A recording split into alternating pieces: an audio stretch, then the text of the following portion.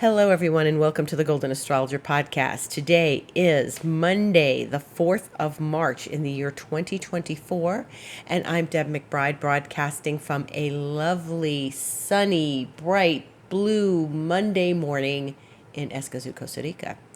And I apologize for the lateness of this podcast as I was out the entire day yesterday, the entire day.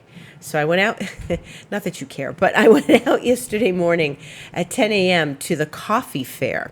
And if you know anything about Costa Rica, coffee's a big deal here, right?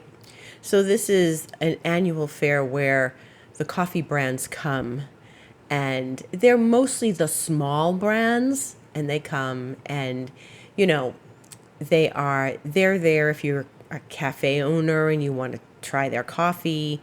They're there if you're a consumer and you want to buy some coffee for yourself or you want to find out about certain coffees. It's a coffee connoisseur kind of experience because you're tasting it and you are determining whether this is the coffee you want to sell. Like, oh, it's got a smooth aftertaste or it's got a little sharp aftertaste. And, I've become quite the coffee taster since I've been here. And while no means do I drink coffee every single day, but my friend Monica had a cafe here. She opened in 2018 up until the pandemic started, and she got her coffee examined by a guy that owns a coffee lab here.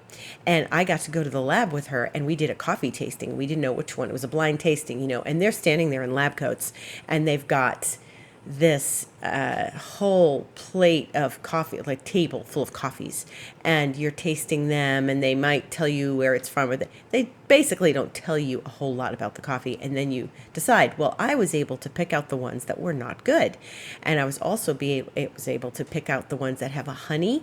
There's a honey roast, and because it brings out the honey tones of the coffee. So I was very proud of myself.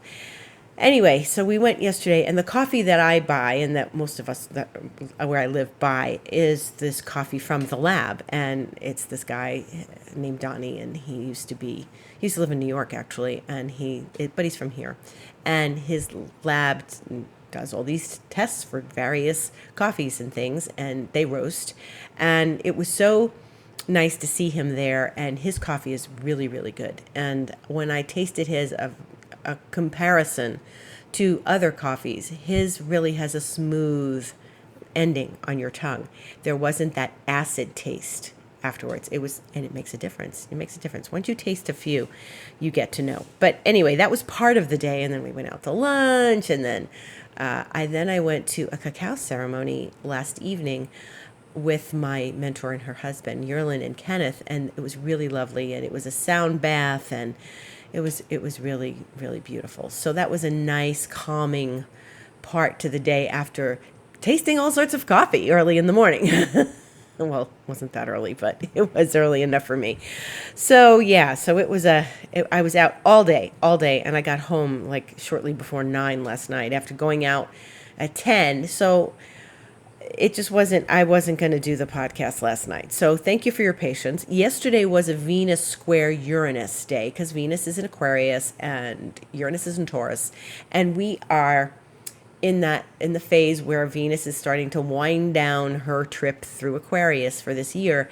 And she really, really was high and excitable yesterday. So with all of that energy, I can say that I certainly used the Venus-Uranus very appropriately. It was just new things, trying new things, going new places, seeing lots of people, connection. And that was part of yesterday. So it was actually really very good. So that's how I used Venus and Uranus. And how did you use Venus and Uranus? Today we have Mercury sextiling Uranus. And that doesn't happen till 3:24 p.m. this afternoon. And it is a very soft aspect because the Venus-Uranus yesterday was hard. It was a square, it was a challenge. And this is a very smooth, simple, kind of nice relationship between Mercury and Uranus. Now, those are high energy planets, so a sextile helps smooth it out and round out the edges and give us a little space to process information and to connect to our brilliance, genius, innovative selves. So, what can you do that is creative? Between yesterday's Venus square and today's Mercury sextile, what can we do with this energy? We can make some really creative choices and take some creative steps and do something a little out of the ordinary, shake things up. I'm shaking things up by doing this podcast on a sunny Monday morning. This is not normally how I start Monday, obviously, but you have to go with the flow sometimes, and I had to do what I needed to do. But the thing is that when we're dealing with Mercury sextiling Uranus, we ponder things, we get creative in an interesting way, we have refreshing ideas, we freshen up our routine, because Mercury can rule routines too. I mean, I think Virgo and Gemini are really routine-oriented signs, and Mercury rules both of them. So this is how can you shake up your routine a little bit? Well, we're doing this on Monday. So it's a smooth process of Mercury and Uranus, and how we can start maybe thinking of things in a different light, thinking outside the box a little bit, but in an easy way, not in a I'm struggling to think outside the box way. We're doing this in a more subtle way and in a very smooth, gentle, flowing way. That's what sextiles are. They're flowing. The moon is still in Sagittarius and will go into Capricorn. It's going to go void at 10:41 a.m. today in the sign of Sagittarius, and that's Eastern time. And then it will go into Capricorn at 4:15 p.m. So this is interesting because it's really a lot of this void moon day. There's a good section of time where it's void. The moon is void. And remember that long void last week? Well, remember how I said it didn't jive because of it was very long. It was like a 32-hour void moon. That was between Tuesday and Wednesday. And remember that there was that whole cazimi Saturn, Mercury, Sun last Wednesday. At the same time, the moon was going to be void, which was interesting because I found, for me, all the activity and the stress was Monday and Tuesday. And then when we got to Wednesday, after we got to the afternoon of Tuesday and into Wednesday, it was quieter. I, of course, though, got a Venus trigger from that whole cazimi. But I found that it really did feel like a void moon, even though the moon was making they're major aspects, but they're not considered Ptolemaic aspects. And the Ptolemaic aspects are what they consider in a void moon. So there were aspects that the inconjunct that I talk about, which is that needling aspect I remind you of. And the moon was doing that with Neptune and stuff because it was it was in Libra, and it was in a place of touching those outer planets like that. But I found it interesting because it still felt void. It just felt void. And nothing I did really came to any fruition. It was just maintaining things in business as usual. And after that, when we got into Thursday, because it was already nighttime, later at night, when we're getting ready to wind down the day, when the moon went out of void and into Scorpio. So it was definitely a more slower, quieter time on Wednesday, I felt, and then later on Tuesday. So despite my objections to it truly being a void moon, it was a void moon. It felt like I knew I had to get into it and feel it before I could actually report back to you about whether or not that 32 hours of void was really a void. I don't think I've ever seen a 32-hour void, or if I have, it was a long, long time ago, and I don't remember it. But this was an interesting day, and it was just not a day to get things done, even though it was so much about Saturn. I felt like the Saturn portion of things and the lessons came Monday and Tuesday. Onward. We are now at Monday the 4th. So February is over, March is here, and the moon goes into Capricorn today. And then what we're working up to here is we're working up to another one of those moon conjunct Plutos, which is going to happen on Wednesday because the moon will go into Aquarius. And, a couple hours later, it'll go into Aquarius 7:38 p.m. on Wednesday, the 6th, and then go to Pluto. And so we're getting revved up here because we're still in Pisces season. And as the moon is moving through the last signs of the zodiac, it is going to go to a new moon on Sunday the 10th. So we're going to have that conjunction with Pluto on Wednesday, and we're going to move through Aquarius and then into Pisces. And the moon is going to eventually meet the sun on the 10th. Now, where we are right now, I'm going to give you a little lunar Farmer's Almanac lesson, and I may have said this before. We are in a place of where we're at the midpoint of the full moon, which happened a week ago, a little over a week ago. That full moon was on Saturday the 24th, okay? So we are now in the midpoint of the full moon and the new moon, where it's like the moon is now waning because it's going to disappear in the sky and become new, right? Well, this is called meguante in Spanish. And we look for meguante here because it's a good time to clip the plants. So it's a good time to do the gardening, any sort of clipping back of things, anything you need to do with your plants that you have, if you have plants, if you have a garden. This is a really good time to do that. It's when the plants will benefit strongly from when you clip them back. So you may clip back your plants and then they're really happy. And like our mango tree out here, they clipped it. I don't know when they clipped it. I think it was last year. They chopped it back quite a bit. I've never seen this tree so full of mangoes. They are incredible mangoes. And they are just everywhere. I should really post a picture of them because they are phenomenal. Maybe I'll do that later today. Take a look at my Instagram, The Golden Astrologer, because you're going to see a mango picture on my stories. It's pretty unbelievable. There's so many mangoes, and they're all green right now. And they are, there's different types of mangoes, obviously. And so this was probably clipped during a meguante.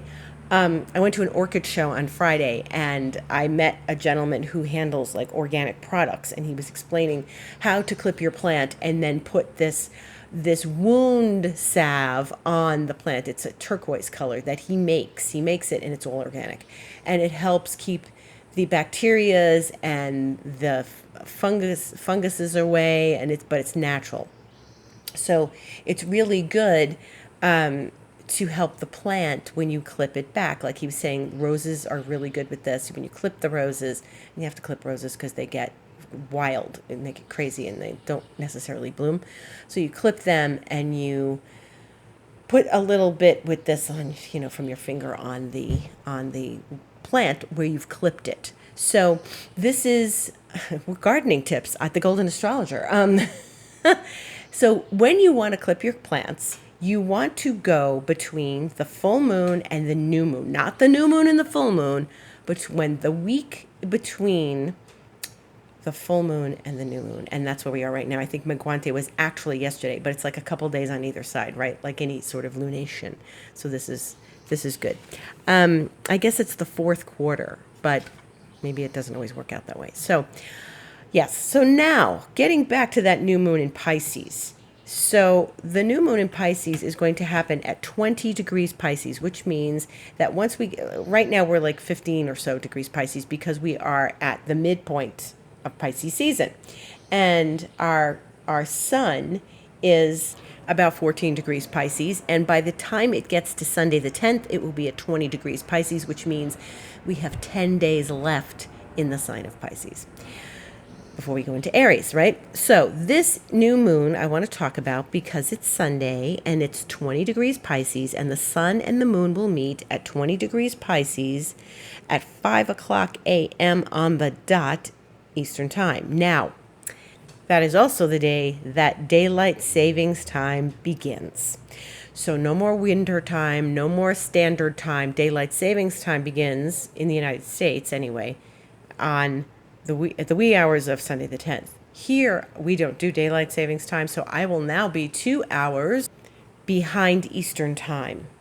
Currently, I'm 1 hour behind Eastern time. So then we have 1 hour ahead of Pacific time here. So I don't move, everybody else moves, and my schedule adjusts accordingly. That's if you want to book a session with me, keep that in mind, where you are and where I am. My scheduler on my website, thegoldenastrologer.com, will accommodate your time zone and my time zone. So keep that in mind if you want to book a session. So here we are. We're going to have this new moon. This is a special new moon. It is a special new moon. It is at 20 degrees Pisces. It's not quite with Neptune. It is going to get to Neptune at 3:45 p.m. So the new moon happens at 5 a.m. and almost like 11 hours later, the moon comes to Neptune and ends its place in Pisces, goes void, and then goes into Aries at 8:19 p.m. And so what we're looking at with this new moon is we are opening the eclipse season. Yes, folks, an eclipse is coming. 2 eclipses, in fact. And in March, there will be one. There will be one in April. So let's start talking about that, because it's always very important to start talking about eclipses before they happen. So this is the beginning of the eclipse period. It is not the eclipse corridor. So eclipses will not happen as of Sunday the 10th. Only new moons will happen on Sunday the 10th, which swings open the door to the eclipse period. Now, if you'd like to learn more about eclipses, there is my eclipse masterclass that I gave last year in October, and you can go get that on my website, thegoldenastrologer.com. Click on book online, and it's among the things that are available for sale. Now, why would you buy that eclipse? Well, because it's similar to this eclipse. It's the sort of the mate to these eclipses. That eclipse season is the mate to these eclipses, this eclipse season, because of the nodes. And the nodes are what make eclipses eclipses. So and I talk all about the eclipse corridor on that masterclass, and I talk all about the difference between the experience of having the eclipse period open 2 weeks prior to eclipses and then close 2 weeks after eclipses, and then what's the eclipse corridor and what to do and what not to do in the eclipse corridor. So check out that masterclass.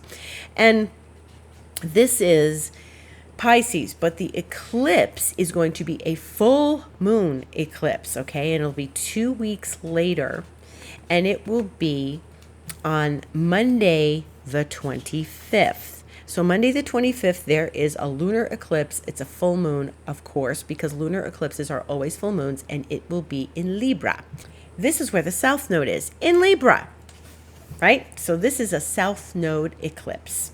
And this is going to have quite a bit to do with relationships, because that's the nature of Libra. And when Libra experiences balance, they're very satisfied. They're always seeking balance. And it's hard. I mean, it's got to be hard to always want everything okay, because things are out of balance. Like in a second, like, okay, the wind blew. Now we're out of balance. Everything is neat and pristine, but the wind blew and now we're out of balance. Now there's more leaves coming into the garden, okay? It was pristine, now there are leaves. You know, nothing stays in balance for very long. We need to have like a balanced nervous system. We need to have balance in our mood. We need to have balance in our day, obviously. But Libra is always seeking balance and fairness, right? So the volume on balance and fairness may get turned up during that eclipse on the 25th of March, which is 3 weeks from today. And that experience is always about, you know, trying to achieve balance in an unbalanced life or an unbalanced world. And so, you know, eclipses always turn up the volume on emotions. Now, the sun will be in Aries. So there's a little combativeness to this, but the sun is going to be where the north node is, and the south node is where Libra is, right? And so wherever the moon lands during the eclipse is whether it's a south node eclipse or a north node eclipse. Because the moon is in Libra and the south node is in Libra, then we are having a south node eclipse. It is not entirely close to the node. This is very early Libra, 5 degrees. And that experience is not like the nodes will be in the mid part of Libra, like 15 degrees. However, when we get over to the eclipse after this, which is going to be April 8th, that's the strong one. So this is a little eclipse primer for this eclipse season. This is, we're getting into Aries, and I'll talk more about these as we get closer, but it's very intense, that eclipse, okay? That's a solar eclipse. I think it's a total eclipse, and it is on the exaltation point of the sun.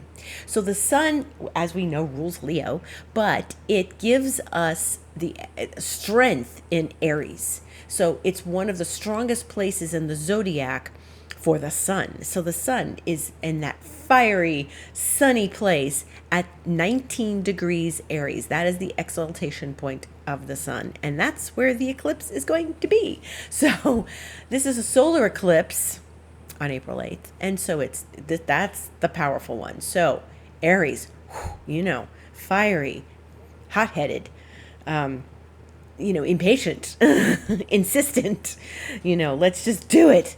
Instant gratification. So that's part of Aries, but we're not getting there till April, and it's more than a month away, so we're just not going to worry about it right now. But I can already feel the energy getting revved up. And once the eclipse season opens next Sunday, when the new moon occurs, then we are going to start feeling the energy getting revved up. And it's exciting, and it is also emotional. So, as I have told you many times on this podcast, eclipses bring emotions to the table. And it is really a powerfully emotional time. So, what do? We keep our emotions in check. We watch our experience of other people, especially with the first eclipse in Libra.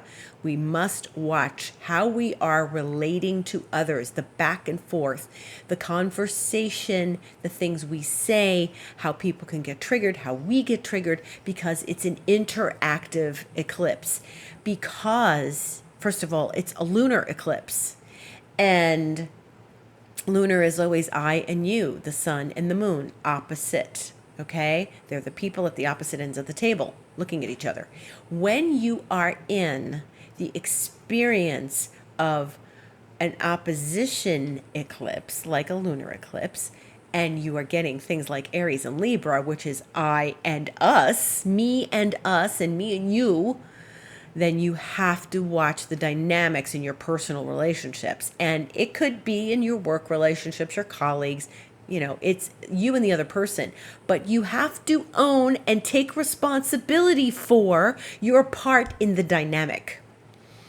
And your part in the dynamic is really what is going to be revealed to you through other people in that eclipse. Because once we get to April and we have everything in Aries, it's going to be about me, I. It's going to be I this and I that. And it's going to be about your own needs and your own self. And it's going to be, that's not necessarily selfish, but enough to know that you have to consider other things outside of your own soul opinion, right? And that is a very Aryan thing, very Aries thing, to be not looking at the needs of others or the opinions of others or the desires of others. It's all about you. And everybody gets like that every now and again. The word narcissism is thrown around way too much now. There are other ways to describe things that may not necessarily be narcissistic, but it's when we all have a little narcissism. So we have to own our own narcissism. We can't point somebody and say they're a narcissist without, everybody has a teeny weeny bit of that. It's just, we have it as babies. We have no choice as babies, because people have to take care of us. We can't take care of ourselves, and we need everyone to meet our needs because we're infants, right? We're not capable of getting up and getting the milk out of the refrigerator. So, babies are naturally needy, and naturally it's about them, right? So this is something that we need to watch. The dynamics of the relationships. This isn't a Virgo Pisces eclipse. That's not going to come for a little while yet, okay? Next year and a half or something. We're not getting there yet. And that's because the nodes are placed in the North Node in Aries and the South Node in Libra.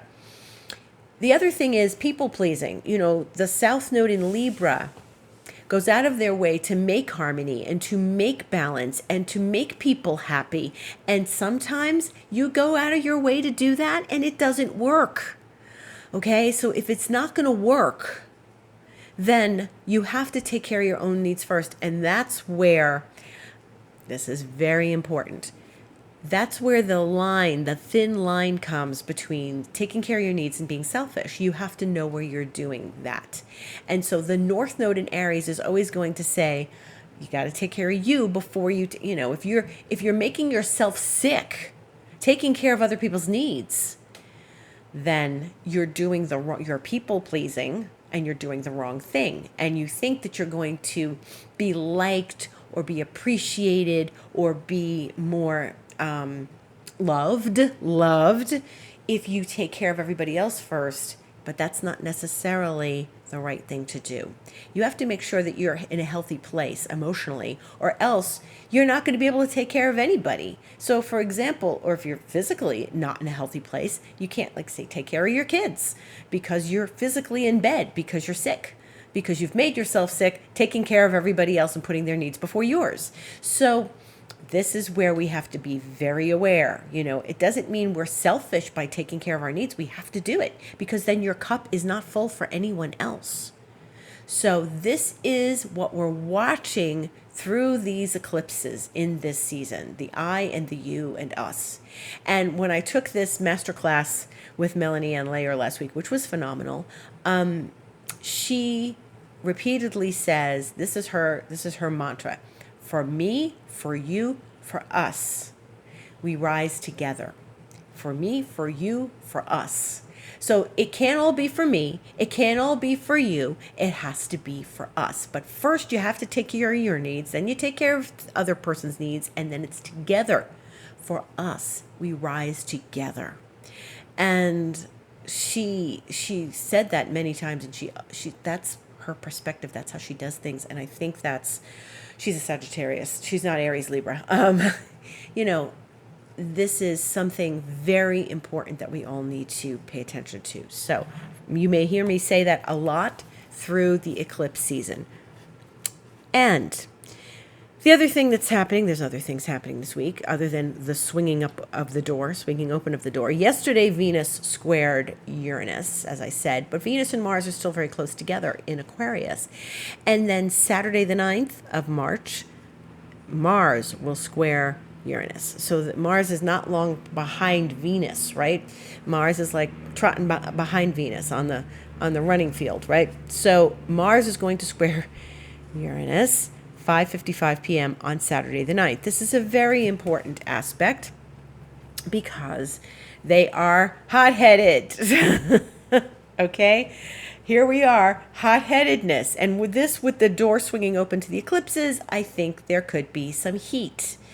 Be very, very careful because Mars in Aquarius thinks they're right and square Uranus thinks they're right. And, we have to let go of being right and correct. Okay? I'm right, you're wrong. Don't make other people wrong. Mars and Uranus are very, very hot together. Now, that's great if you're exercising and you're at the gym and you're working out and you're reaching to a new level of weightlifting and running on the treadmill or running in the neighborhood. If you're working out and you're using the energy that way, good. However, this makes people hot under the collar. It makes people drive crazy. I had people drive crazy on Saturday before Venus Uranus, so I'm thinking of ways to not get into a car next Saturday, okay? So, but it is 5:55 p.m. Eastern Time, right before Daylight Savings Time starts, and it is a very heated relationship. This doesn't happen. It happens maybe, once a year or something, twice a year. And because Mars takes 2 years to go around the zodiac. So Mars and Uranus, maybe it's not the square, it's the opposition, the conjunction. They are hot together. So eventually Mars will get to Uranus later this year in Taurus. And that Mars Uranus gets very, very heated and impetuous and impulsive and maybe a little nasty. And I don't think it's appropriate to lose your head at someone. You may get really hot out of the under the collar. Go for a walk. Go for a swim. Go do your exercise. Don't get in the car in a rage. Watch out for rageful drivers. Road rage is very popular with this. And be very cautious of how you speak to people. Don't be abrupt. Don't be in a hurry. Don't be discourteous. Be loving and kind, and just know that this is an energy that we can use in other ways. It helps stretch ourselves, maybe physically a little bit, maybe emotionally it's like a little immature or maybe a lot immature, but it can give you the power to see yourself from a different vantage point, see what triggers you. You want to see what triggers you and what makes you, feel your wounds maybe a little stronger during that time. So just be aware. The sun will also be sextiling Uranus that day, and like 6 minutes later, the sun sextiles Uranus. So the sun is going to balance things a little bit. It's that nice, smooth, flowing aspect that we're seeing with Mercury today, Mercury and Uranus. So we're seeing the sun and Uranus speak to each other very nicely, and hopefully the sun will sort of mellow out that mood. But Mars and Uranus are traditionally very hot-headed, and be careful with other things like your knives in your kitchen tools. Be careful with them. Be careful that you're not trying to do things too fast. Be patient. And this is not a patient aspect. It's not. And we are short-fused. We are short-tempered. We are impatient. Please take your time and move very slowly. It's a great aspect for high awareness and high-level thinking and dexterity and talents and creativity to come out, okay? So use it for that, not stubbornness. Aquarius and Taurus are fixed signs. Don't use them for that, okay? Mercury and Neptune are going to conjunct on Friday the 8th. Use your intuition at all costs, all the time, always. That's very good.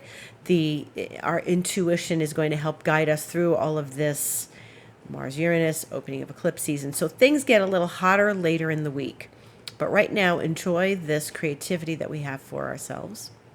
And in the meantime, if you'd like a session with me, you can connect with my Golden Astrologer website and go to book online, as I mentioned earlier, and you can book anything you'd like. You can also do expansion mentoring with me, which goes 3 months, 6 months, 12 months. I think it's best. 3 months is great. If you can only do 3 months at this time, that's great. It's better than not doing it. But I think that I've been with my mentor over 3 years, and she's truly amazing. And I've learned so much from her just working with her for the last 3 years. And it's been a very powerful experience. There were times when I thought I was going to leave after 6 months, and I'm like, no, why do I want to keep doing that? And then I realized the value of how it changes your life after doing it longer than, just for a short period of time, like 3 months. It has been truly profound, and I'm very grateful. So I want to give you the same experience. And if you are interested in that expansion mentoring, you can get in touch with me at the Golden Astrologer. You can either book it there, or you can write to me, deb@debmcbride.com, info@thegoldenastrologer.com. And also I'm on Instagram, the Golden Astrologer, and I am there with videos and information and stories. I have to post my stories. I haven't posted stories lately. I've got stories and they're written and they've just got to be tweaked and put up. But thank you so much for listening. Love to all of you. Gratitude, great gratitude on this Monday morning. Have a beautiful week, and I will see you on Sunday when we open the eclipse doors. Thank you for listening.